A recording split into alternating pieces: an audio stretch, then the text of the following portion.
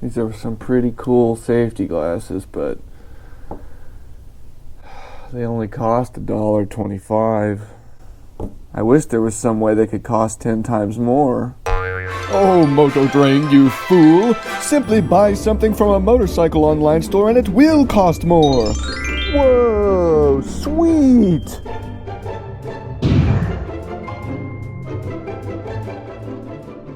Alright guys, jokes aside, there is a review here, I promise. But first, we're gonna need a bike. Well, that's a cool bike and all, but there's no rocks risers on it. But you should watch more videos to see this bike. Let's try again. There's the magic. Alright, so we have a Tiger 1200 with our rocks risers. Well, they work really well. I suppose the point of the jokes in the beginning is that it was a really expensive couple of pieces of metal. You see prices for these up to over $100. Just talking about two pieces of metal, it's a lot of money. So, but because it's for a motorcycle, obviously it's justified, right? Now, I don't think it's just as simple as that. I think that the manufacturers who sell products in this country, America, have a lot of legal liability that they have to deal with. So, you know, people like to throw lawsuits around here. So we, the consumers, get to pay that. So thanks for that, people who sue people. Now, these rocks risers are 2 inches. As I understand, most bikes typically will allow for risers to be put on or taller bars to be put on with about 2 inches or so. Any more than that, you would end up extending your cables and control wires and things like that. It could be a real pain in the butt. So I just went with the 2 inches and it worked fine on a 2012 Tiger. It should work okay on any Tiger 800 or 1200 up to 2 inches. Suffice to say, they do add a lot of comfort, and the biggest thing that these add is the ability to comfortably stand up while riding.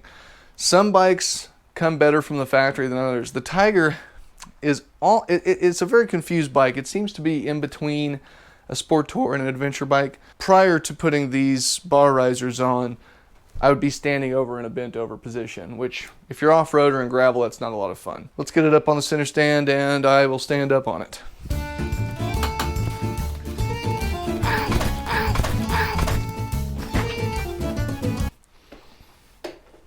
I'm basically standing upright, maybe a little canted forward, but there's no bend.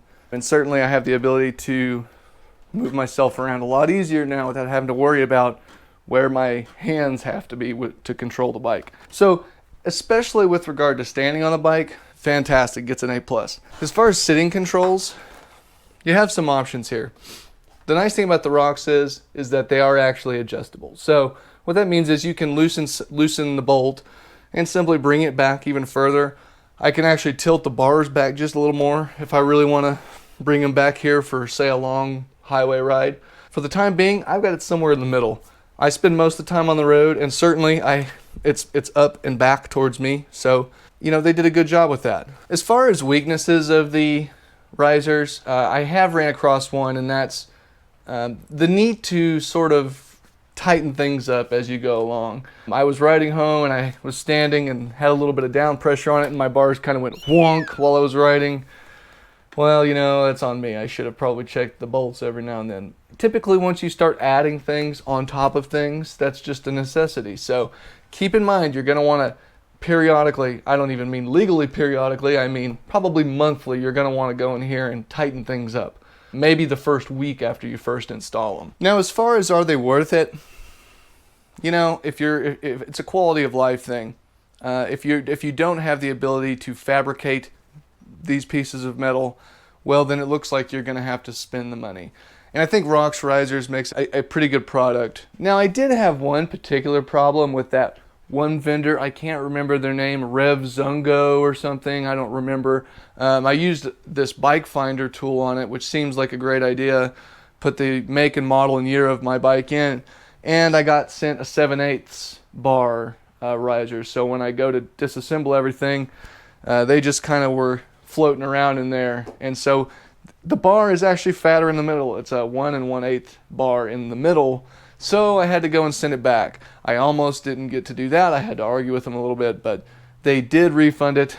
I ate the shipping on that one. So not perfect, but I will say this. There's one tool that can make sure you don't have to deal with waiting on something to get there and then sending it back and everything else that ensues. And that is a box. But not just any box. A box that contains a caliper measurement tool. This thing saves me so much trouble in the garage, it's unreal. If there's a bolt and I don't know the size of it and I need to go to Napa rather than guessing and whatever, you know, this one is even digital, in fact. So it converts measurements, all kinds of neat stuff. Once you have your tool, simply pop that on there, and what do we see? 1 1/8. So this could have saved me a lot of time, and I stupidly had this in my garage. I trusted the bike finder tool. So I'm just messing with you, RevZungo. I buy a lot of shite from you guys, and I will probably continue to do so. Well guys, I hope that was helpful in any way. Basically what I'm trying to say is that's a nice thing to have on a bike. I really wish that bikes would come with them up and back just a little more from factory, but you know, this is unfortunately one of the things that throughout the all-time motorcycling, people have probably had to adjust for themselves. With that said, I just started an Instagram. Love it if you guys hit me up over there. It's Motodrang, MOTO space DRANG. There's the pictures wherever. I really appreciate the new subscribers. Working towards 1,000, I'm super pumped about that. Any likes are always appreciated. Comments, even more appreciated. Love hearing from you guys. All right guys, well, ride safe. I'll catch you next time.